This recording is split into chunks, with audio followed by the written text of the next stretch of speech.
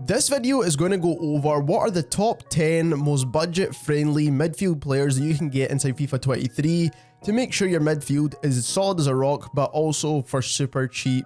Now, if you do enjoy this style of content, don't forget to subscribe as we try to reach your goal of 10,000 subscribers.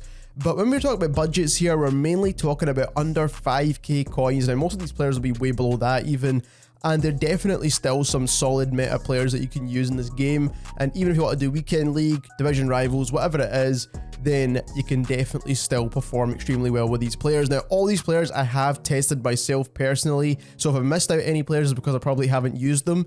So the first card here is actually Sergey Dardar. Now, this card you've probably seen around a lot, but as you've seen there, you can get it for as cheap as 700 coins, depending on how or when you're actually looking at the market. But overall, his player profile is absolutely solid. Now, when it comes to the reason why he's probably such a budget player is because of his work rate is medium. Now, obviously that's not ideal. We're looking for high work rates because a lot of the players that do have that are going to be basically running for the full game, try to tackle the ball, intercept the ball. So that is something you do want to keep in mind. Like I said, the main thing that lets him down is that work rate. Now, you can't make him lengthy, unfortunately. But he does have the center defensive midfielder position and cam, so you can kind of play him wherever you want within the midfield, which is actually really good to have, especially considering that he's all round a well-rounded card as well. When it comes to attributes, as you can see here, only things like finishing, free kicks, penalties, heading and jumping are a negative here, and I don't really think you should play him in the CDM position unless you absolutely have to. But as you can see, stamina is ridiculous as well, agility is really good, and when he's basically dribbling on the ball and turning, he's actually very good for that. And then when it comes to player traits, you've got the finesse shot, you've got the flair, you've got the long passing and the long shot taker as well. But overall, I think the long passing is absolutely solid with this player. If you try to do the over-the-top long balls, it's one of the main things.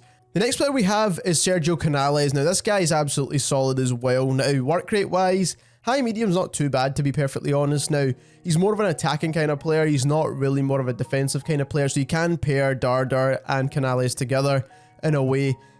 Also, he's left-footed, so that definitely helps. His passing abilities are also extremely solid. And I just think he feels a little bit better to me than Dardar for some reason. I don't know why, but in terms of dribbling, he just feels a lot smoother. So that's something to keep in mind. When it comes to positions, again, he's got a whole bunch of different positions you can play him in. Now, personally, I think the best positions here would be the center mid position for this kind of player and play him more like a kind of cam. But you can play him right mid, left mid. You can also play him right wing if you really had to. I wouldn't really recommend the wing positions, but you can do it if you really need to. When it comes to attributes here, he's got the long shots, which is ideal for a midfielder. Now, when it comes to jumping, not great. Heading is not great. Volleys are not great. The one thing I think that kind of lets this card down a bit is the sliding tackles and the defensive awareness.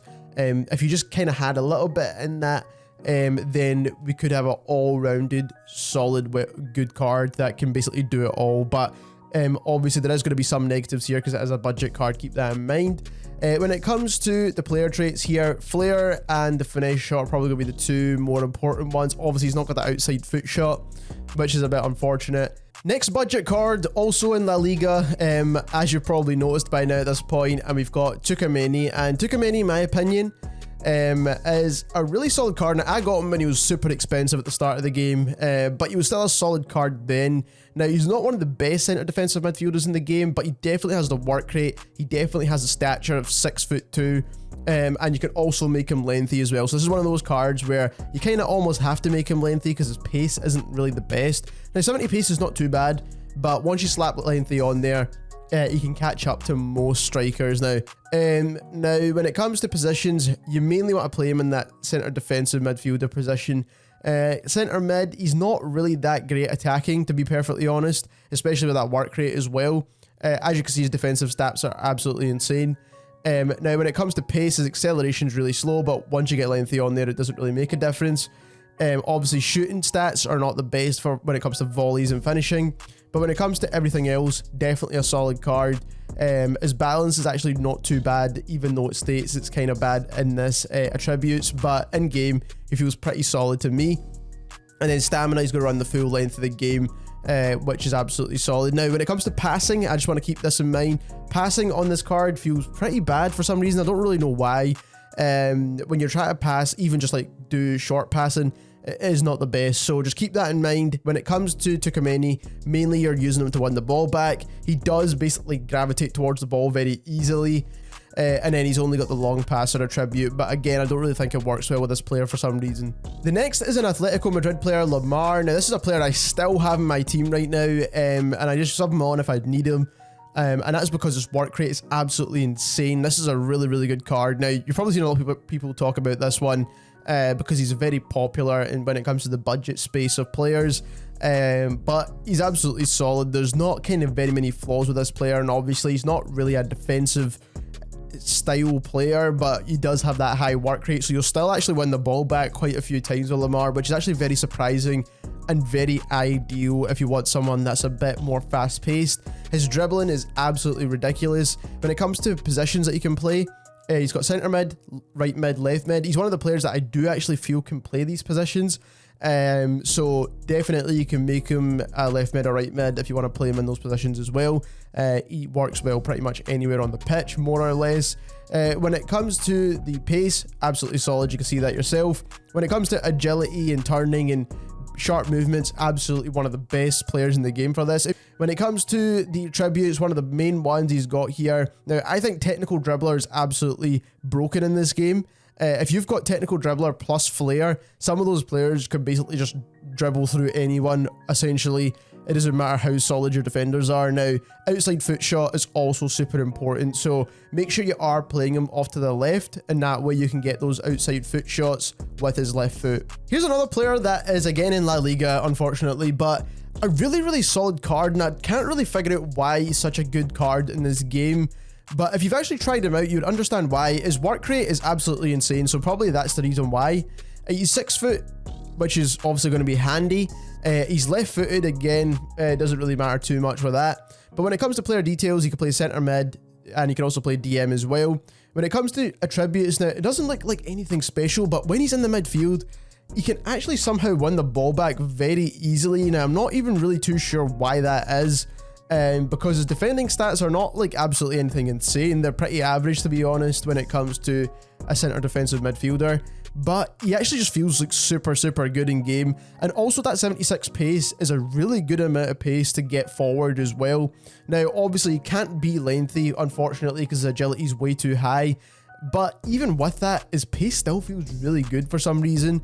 And his dribbling is actually on point at 81 as well. So it feels really good. Again, obviously because he's got the flair and the technical dribbler there. If you put some chemistry cards on certain things like pace, absolutely solid card. Now, another player that feels absolutely amazing in game, and it's probably one of my favorite players to use in general, is Koke. Now, I don't really know what it is. I can't really put my finger on it. He is a medium work rate, but it doesn't feel like that in game at all. His weak foot is 4 stars. Now, when it comes to the passing, this is absolutely necessary. Now, he feels absolutely insane when it comes to passing for some reason. A lot better than 84, and a lot of his player traits are not even passing related, so it kind of doesn't really make any sense. But he does feel super good when it comes to passing. He can play centre defensive mid, and also he can become lengthy as well. So if you do put that architect on him, he can be lengthy. Attribute details, again, sprint speed isn't really high, but his acceleration is pretty decent. Again, you can make him lengthy, so it doesn't really matter too much. When it comes to shooting, he's not the best, I'm not going to lie here, but as a playmaker card, absolutely a ridiculous card for some reason, but he definitely feels a lot better than what 79 dribbling would suggest. Player traits, he's got playmaker, team player, and leadership. Moving away from La Liga players now, we're moving on to some Premier League players, and we've got Odegaard. Now, when it comes to Odegaard, he's not got great weak foot, so that's something you do want to keep in mind. I do feel like Koke is a little bit better for that. So if you do find yourself on the weak foot of a player, or just wanting to have both feet good at passing, then take Koke instead. Now, Odegaard's definitely a solid card. 5'10", high medium work rate, definitely better going forward than he is at coming back, but you can still win the ball back. I've had him win the ball back many times. It's kind of similar to Lamar in a way. He still wins the ball back even though his stats don't really suggest that. Skill moves are not really too important to me personally. As long as a player has 4 to 5 star skill moves, it's going to feel really, really good in dribbling.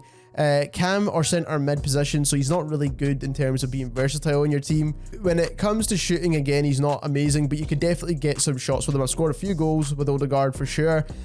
Passing, absolutely ridiculous with this card. If you're on the left foot, you could pretty much make any pass you want with this card, more or less.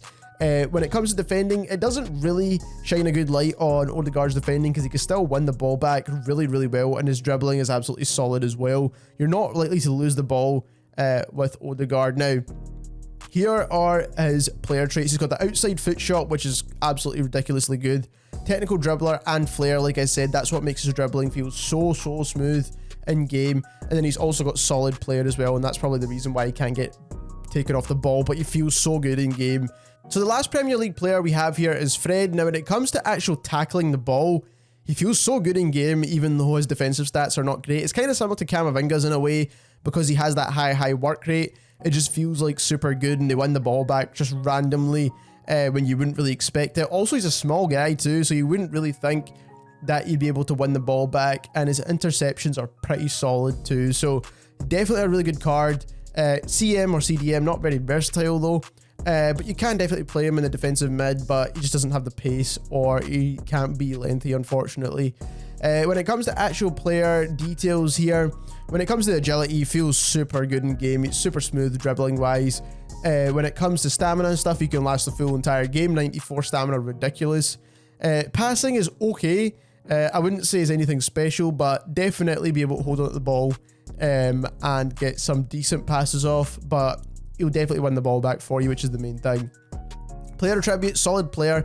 Definitely doesn't get knocked off the ball that easily for a small player, so that's what makes these kind of nimble players a lot better. Flair is obviously going to help with the dribbling, that's why he feels so good. And team player, again, I don't really know what that does, but it feels like a lot of the players that do really well in this game have this team player. So another player we have is Tonali. Now, Tonali is a solid card when it comes to defensive, and also his passing is really good in game. 81 passing doesn't really make it look as if he's that good, but he's actually a really solid card, kind of across the board, which is really good to see. When it comes to his work rate, medium high, it does kind of reflect that in game. His weak foot is definitely solid, and this is why Koke feels really good when it comes to passing as well, is because he has that weak foot there. So if you do get caught out on the wrong foot, you can still make a cross, your pass, whatever it is. You're not going to lose the ball.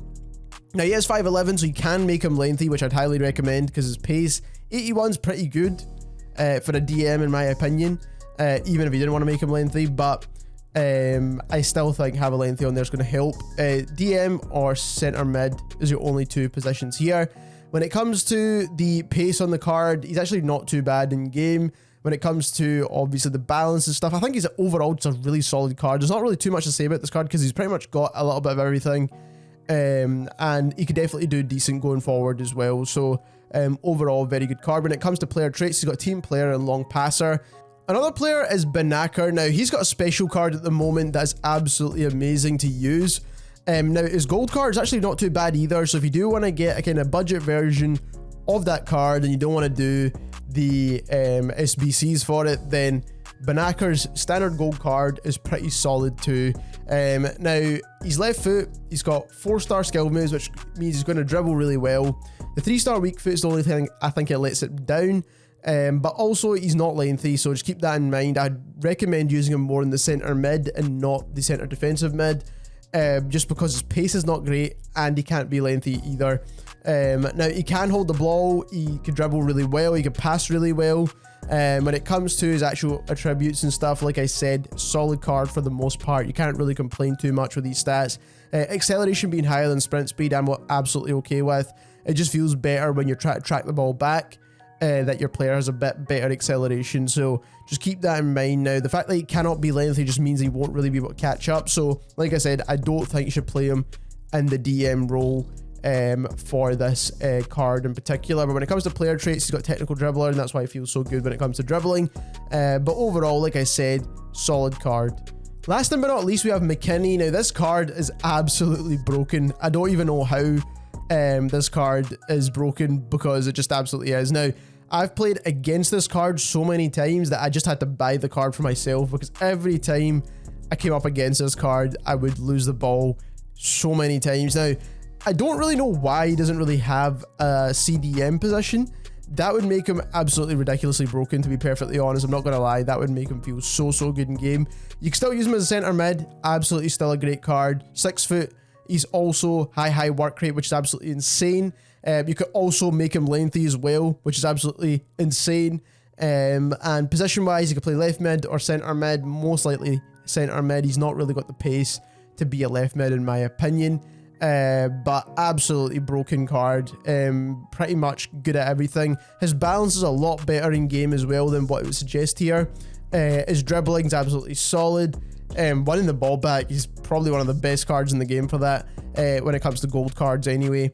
And just overall solid card. And the only attribute he's got is giant throwing, but if he had any other attributes, it'd make this card ridiculously broken. If he had like solid player or technical dribbler or anything else, he would actually be one of the best cards in the game, but he's still really good. So there we have it. Those are some of the best budget midfielders in FIFA 23. If you enjoyed this video, don't forget to subscribe. Thank you very much for watching.